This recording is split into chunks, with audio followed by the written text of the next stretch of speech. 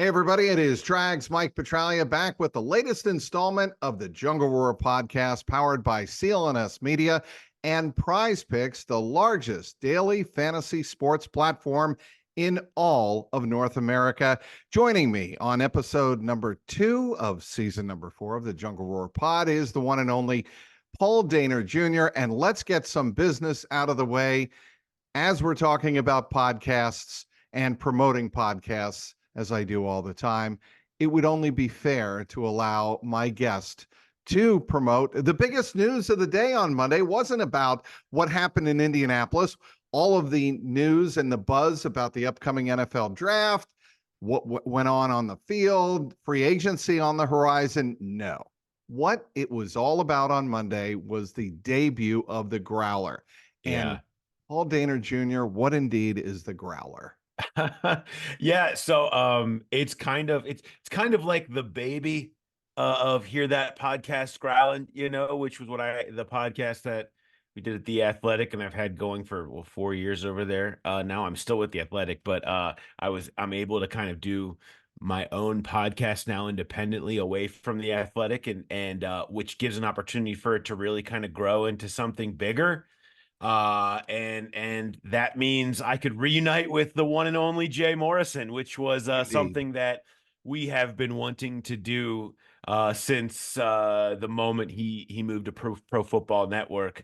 And so to get back with him and then to expand it to 3 shows a week, have a show with Mo Egger still, which is similar to what I'd been doing before, and Dave Ninemitz, and then add a 3rd show that I've been wanting to do for really since I've been on the beat. I've loved the idea of pairing somebody who knows the local sports scene, who follows the Bengals, kind of gives a fan point of view, but more just a lighter side of covering the team. And Mark Shalafo is hilarious. He's a nationally touring comedian. He does tons of stuff. He's from here, and we have very similar senses of humor and just make each other laugh. And I feel like anytime I'm doing anything and it's making me laugh, I like to think that it would make people that are listening laugh. So I said I want to do a show with Mark, and so it's kind of a Q&A show where fans sort of drive where we go with it, but from his point of view and my point of view, we sort of tackle whatever Bengals questions there are there, and it's kind of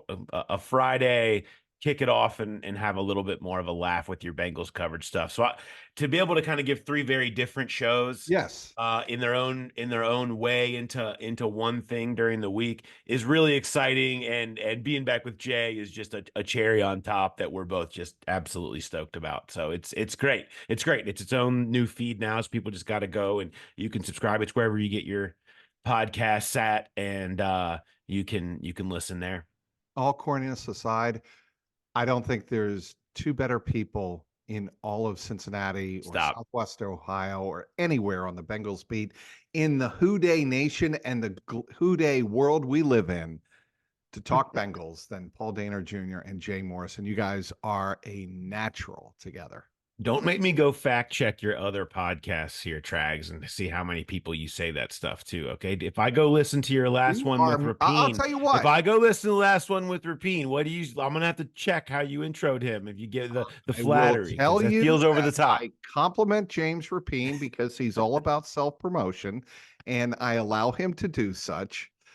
But when it comes to genuine discourse between 2 hosts, you are the only guy I would say that to. So do you like what I did there? Not only did I compliment you, but I really did kind of hit James at the kneecap there. Yeah, anytime you can take a shot at our good friend James, I'm always here for it. I mean, we can just do the whole podcast on that. He's the best. We love James. That's why we can do this. He is a good dude, Paul, that tolerated me driving him out to Indianapolis. Wow. And I picked up everything in terms of the expenses of the trip. So you make you slip that in there, humble brag. Wow. Didn't pay for a thing. Would like everyone to know that I paid for everything. Wow. Make sure everybody knows. Okay, let's get to the business of talking Cincinnati Bengals, Paul, because I know you are expert in this subject. And I want to get to your column that you wrote for The Athletic and the takeaways from the NFL Combine that just concluded on Sunday in Indianapolis.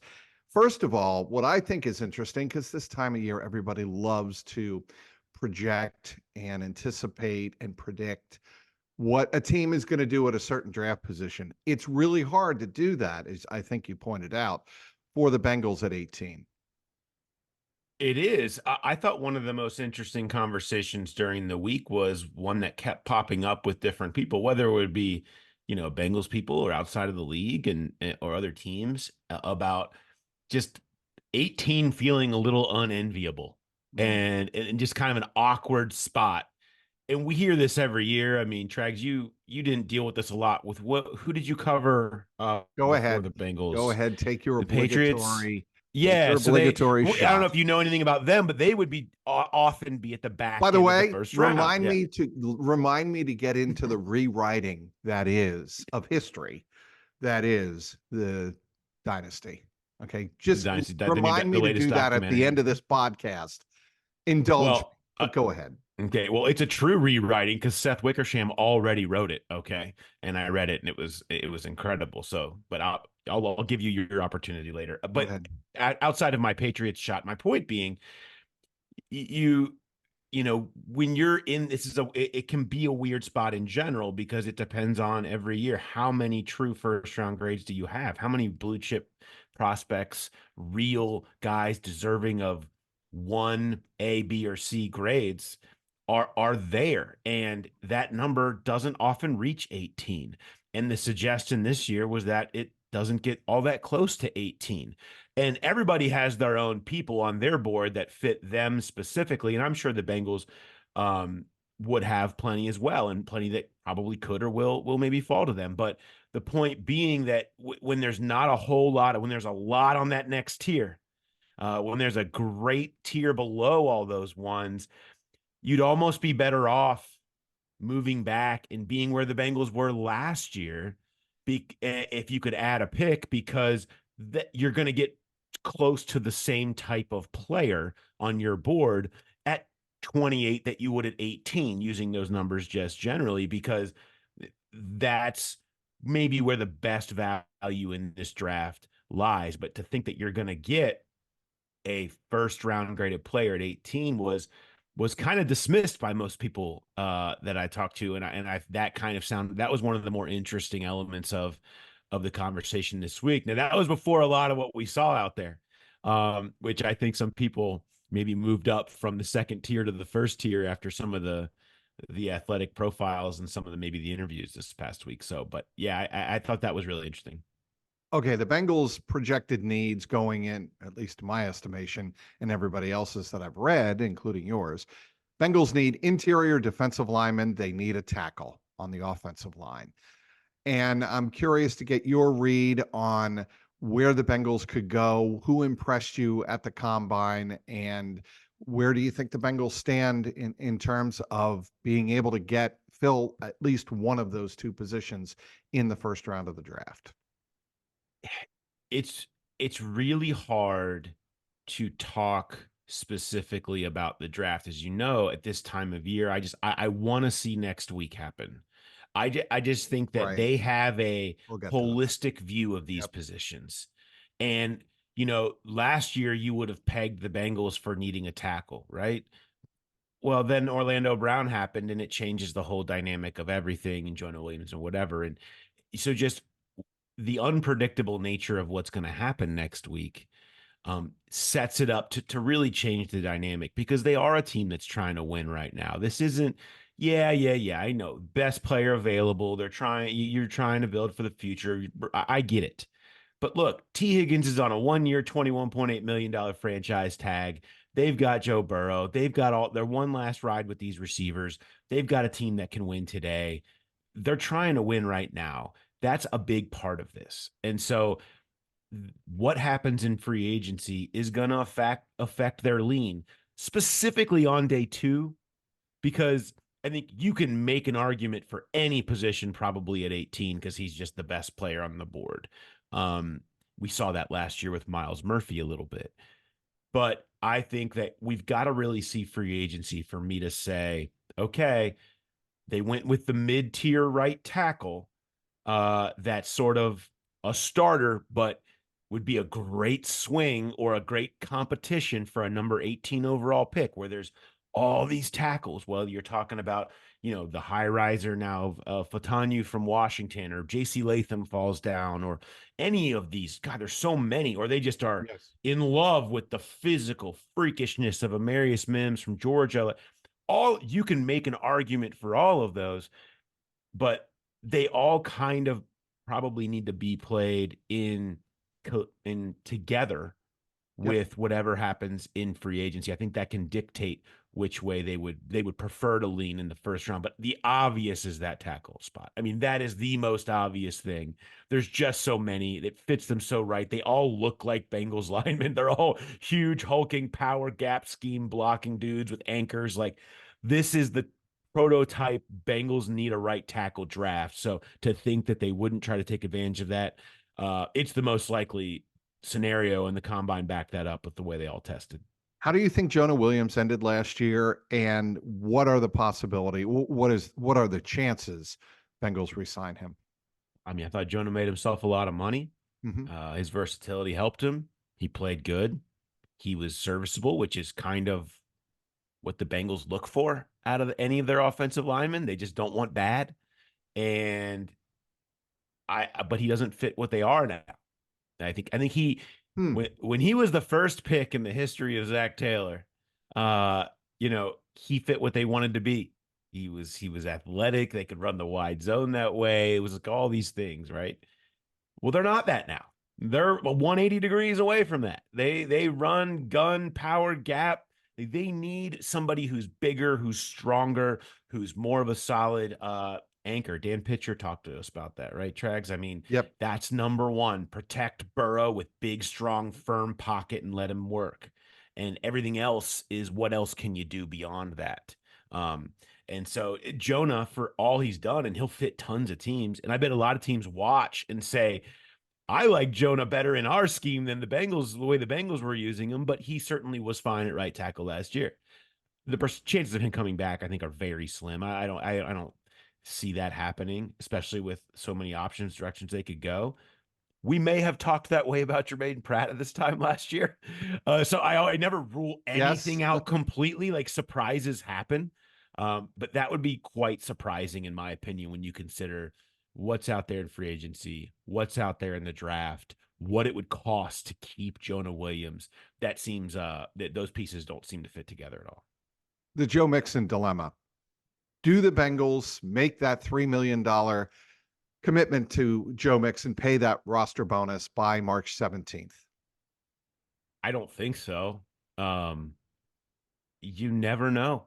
I mean, I don't believe That's that for sure. decision. Yeah, I mean, because it didn't make any sense. It really didn't make any much sense Last year. last year, Right. especially when you consider on, off the field. There was so much stuff going on there, and it drug on so long. But it there he was, and he was not just on the roster. I mean, he had as much touches as almost anybody in football. I mean, he was a centerpiece.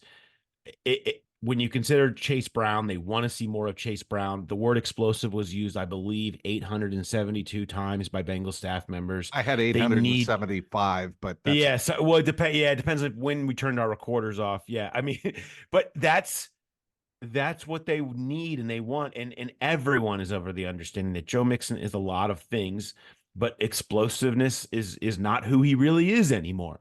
And so the idea of paying him and keeping him around, there are a million running backs available in free agency, and there are a ton that are going to be there in that Chase Brown early day 3 range again this year that can come in and have an effect. So none of that makes it make much sense from a financial standpoint. They have a lot of things they need to do. So I would say that they should let him go. But again, until that decision actually comes down from above, we can only sit and wait. But I think all the signs point if you listen to the language of the way everyone talked about him in Indy, signs point to it. Them not doing that, and that would mean letting him go. But TBD until I actually see it. right. And that's the impression that I was left with in Indianapolis, listening to Duke talk from both the podium and side session with local media like you and me and James and everybody else that was there. I got the impression that, and also a little bit less so from Zach Taylor, that the Bengals know that they need to be better than what Joe Mixon can give them, and that Joe Mixon has been a loyal soldier, if you will, to Yeah. what the Bengals have tried to do offensively. They weren't throwing him under the bus by any stretch of the imagination. I'm not going to sit here and say that was the case or that they don't appreciate him. I think they know that they have to be better overall in their offense, and that word explosive. I want to read you a paragraph that you wrote in The Athletic Oh in this. no. Your words coming back on you, Paul. Okay, it's The okay. Bengal, Okay, I'll stand by him. the Bengals ranked 26th last season in explosive play percentage, that is runs of 12 plus yards and receptions of 16 plus yards. Talk Joe Burrow injuries and all that, as well as defenses protecting against it. But these weapons living in the bottom quarter was unacceptable. Yeah. And that leads me to my next point. Dan Picture's greatest challenge coming up in 2024, his first year taking over for Brian Callahan as the offensive coordinator, is going to be coming up with ways to separate this offense from what it's been in the recent past. Yeah, and Justin Riscotti, they coming in with sort of some new, fresh ideas to try to help them implement some ways to find a little bit more explosiveness too. With that, some of the Minnesota, the old LA Rams stuff, I think is really interesting stuff that I think piqued Zach Taylor's interest in conversations with them. Like, yeah, we did used to do that. That could work here. You did have a guy like Justin Jefferson who you can use in the same way that you could use Jamar Chase, and there's ways to correlate all that stuff. And Pitcher, like, this is why he was a no-brainer for this gig, is the way he attacks problems and just the intelligence and logic that you see him use in, I loved him talking about giving all of the position coaches and himself taking on studies of all these different topics that he wants to have a better feel for the league, the trends, if they underuse certain schemes, if they underuse certain types of plays, situational stuff that can all end in one thing. All of these things, whether it's at receiver, whether it's at the line, whether it's running backs, all of it all ends in more explosive plays. And studying themselves and what Chase Brown was able to do, what Joe Mixon was able to do. And that's why you like him taking all of that and being willing to rethink it and bring it all in together. The way he approaches problems, and he's done this in different gigs that he's had here, has always been so impressive. And if he can implement them, I think he very much can pull it off. It's not like there's not players. It's not like there's not dudes, and they're going to add some. And, I want to see what a year where 50% of the carries go to Chase Brown looks like, when you know what we saw in that small sample size last year. And that can, even something as simple as that, can dramatically change those explosive play percentage numbers I just mentioned, on top of the obvious of healthy Joe Burrow for a full season changes everything. And you mentioned also in your column, Paul, that it appears that all signs are that Joe Burrow is making good progress in his recovery from wrist surgery. That is probably the best news. If you're a Bengal fan to come out of the weekend, is that there are legitimate signs pointing to significant improvement, and he should be on track at least for starting to throw during the offseason program. Would you agree? I mean, I mean, that seems to be the thing. There's nobody's concerned about anything that's happened, and so that's good. There's so much to go through with that, and it's such a there's not a lot of precedent here of top right. quarterback dealing with this injury. So what that means in the long run, is to be determined. But there's no issues. No one's having problems with what's happening with him where he's at right now. But you got to go through the process. You got to do everything. You got to see that there's no setbacks, and you got to continue to do that to get to that point. And you got to have the strength built up and the comfort with how technical he is. Him getting used to the technical aspect of throwing and how it feels, and if it feels the same, and making all of that work by the time you get to training camp and into the season. I think that's more when I'll be more interested in how he's feeling and how he looks, and talking to Joe about the mechanics at that point, because we know how important that is to who he is, and accuracy is to his game in that respect. I think it's really critical for Dan Pitcher to be able to go in there and challenge Joe on certain philosophies. And I think Callahan did that. But I think with Dan Pitcher, I think it rises to the next level, which is why I think, in this long-winded way of saying, I think he is going to be a great fit as offensive coordinator, because he has to find a way to challenge Joe and command the respect of Joe Burrow. Take Zach Taylor out of this. Who in the entire building knows Joe Burrow better than Dan Pitcher? Nobody. Nobody does. No one knows his quirks. No one knows his personalities. No one knows what pisses him off more. No one knows how to push his buttons. I remember doing a story about halftime, and it was about what happens at halftime. And it was kind of meant to be almost a silly story, but in the middle of it, something really interesting happened. And it was about Dan Pitcher talking about how much the amount of time he's spent with Joe Burrow, being his quarterback's coach the entire time he's been there, helps them really be efficient and feel like they're always making the right moves and quick adjustments in a small period of time at halftime, because it's the unspoken thing. It's the body language. It's the eyeballs. It's the understanding exactly what he needs because knowing him to a T and the personality that he is, that helps them be so effective that way. And this is the same thing here, when throughout all of this stuff, whether it's in season adjustments or whether it's grand scheme things they're trying to come up with today, knowing exactly as close as anyone can to how Burrow feels, would react to, maybe know him better than himself Right. a little ways. That goes a long way to making an offense that makes him most comfortable and the Bengals most effective. Is it mutually exclusive to have Joe Burrow get rid of the ball and still have explosive passing plays? I mean, I think here's the thing. You know what I'm getting at there is because a lot of the talk has been that Joe hangs on to the ball too long. He takes too many hits, leading to too many hits. But you still want the offense, especially the passing game, throw the running game obviously out. But with the passing game, you want it to be more explosive. Well, for there to be more explosive plays, does that mean you have to throw deep more? Does it mean you have to have a different blocking scheme at the line of scrimmage to spring big plays? You follow what I'm getting at here? Yeah. No, I don't think anything has to change. I think Joe Burrow needs to be healthy. I think T. Higgins and Jamar Chase need to be out there. End of discussion. I mean, look, nothing blew my mind more than when I broke down the actual snaps of the fully healthy Joe Burrow and T. Higgins and Jamar Chase on the field last year. 121 snaps was all it was. And in those snaps, they were the most efficient offense, the best performing offense by all the major metrics, EPA per play, you name it, in football on those snaps. Number one. They just never got them. They never got to see. They've been building towards that. They fixed the line. It was more than serviceable. They could do things. And when that was happening, they were moving the ball. They were ripping it. And you can Right. always get better. And you can take things from what Jake Browning did and all of that stuff we've talked about. But when we really cut to it, man, players play.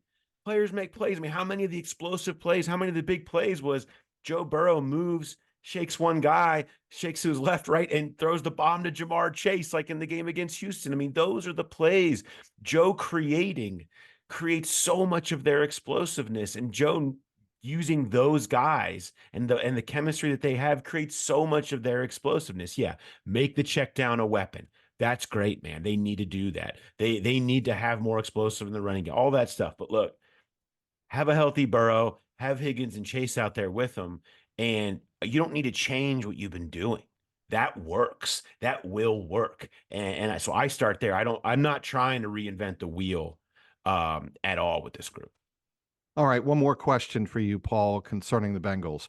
Christian Wilkins, Leonard Williams, or somebody else at defensive tackle next week, first week of free agency?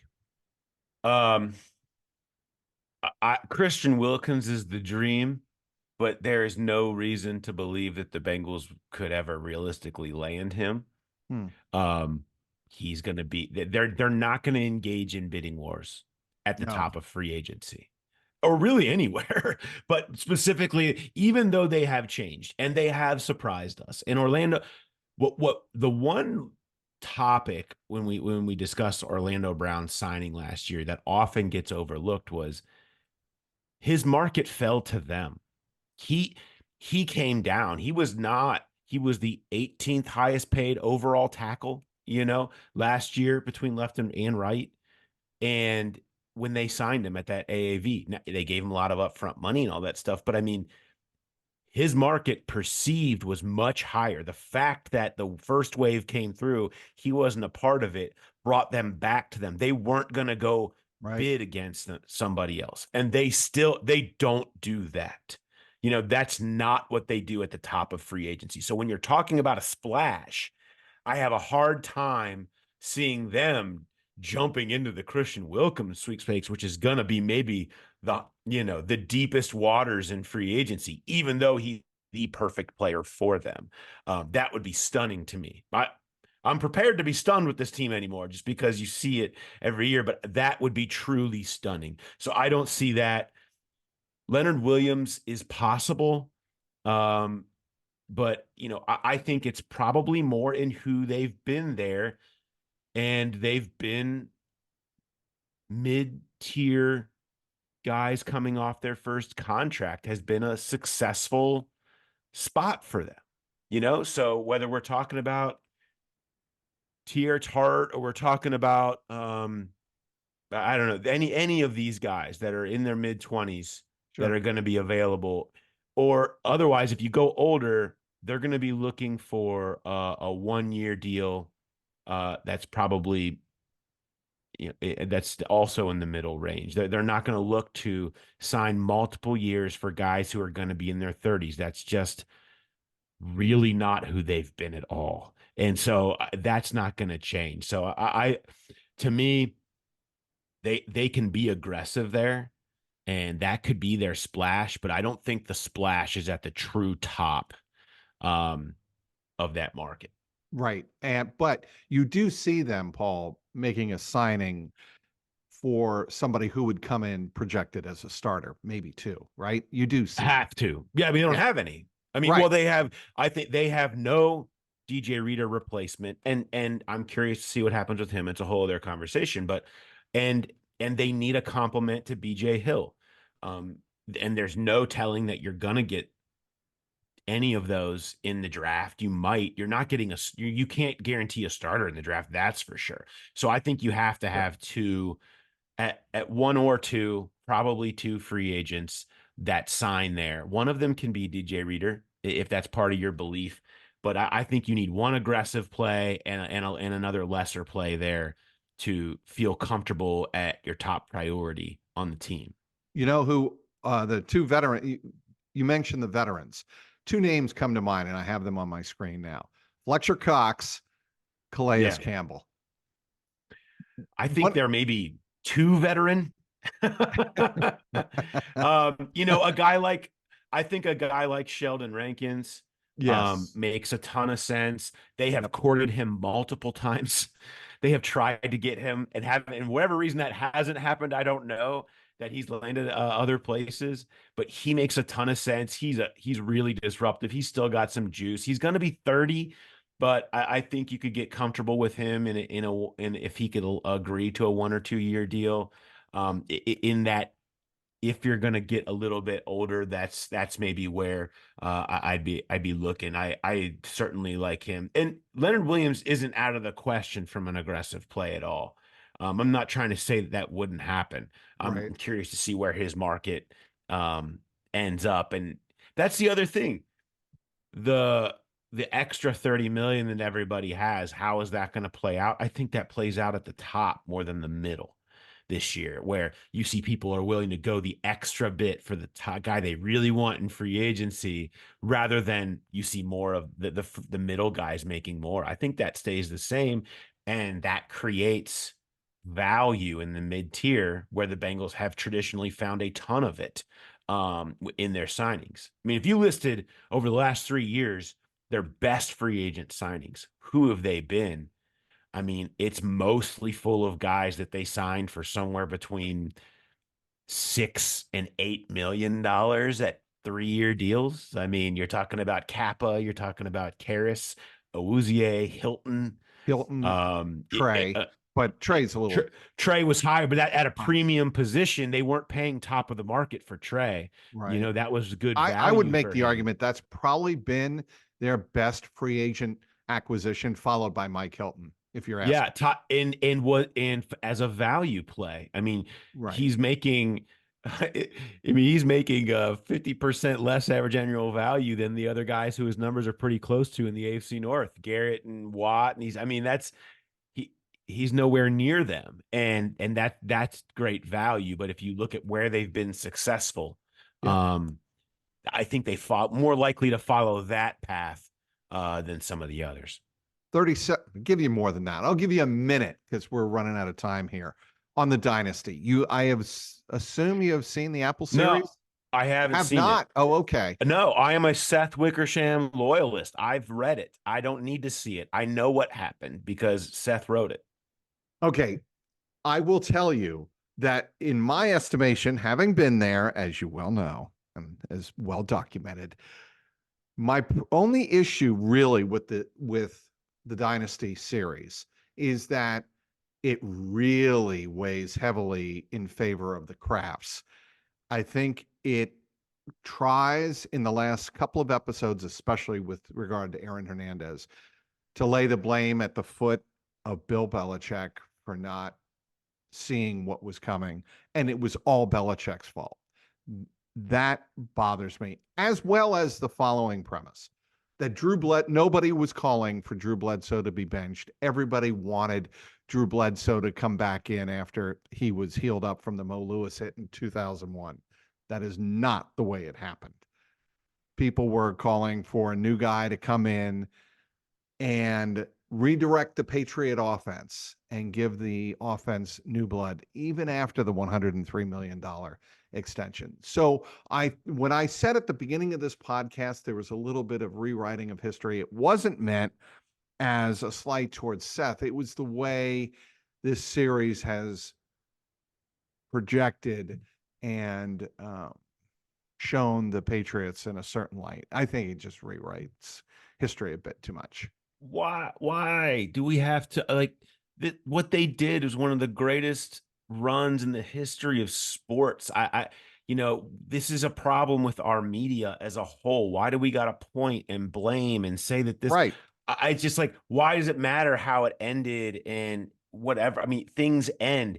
How long does the run have to be for it to not matter how it ended? It was 20 years. One of the greatest 20-year runs in the history of sports. It went on. I mean, then the last 10 was unbelievable. And look, the NFL is about 3 things. It's about quarterback, head coach, and front office and their relationships with each other.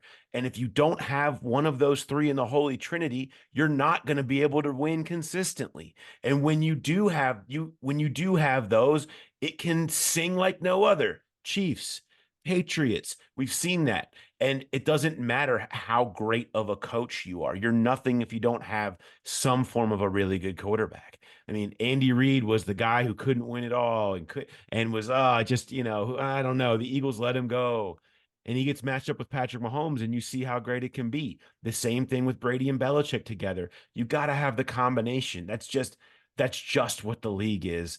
And if you don't have it, if you're missing a piece, it'll fall apart. That doesn't mean any of those other former individual pieces deserve any of the heat that they constantly want to get and finger pointing that constantly has to happen. That is the only thing that irritates me about it all. But hey, that's what we do. We're here to debate and talk about stuff, so we can do it.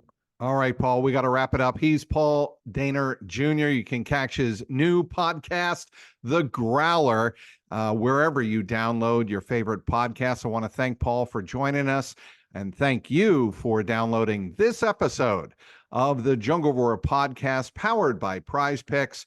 Until next time, keep that jungle roaring.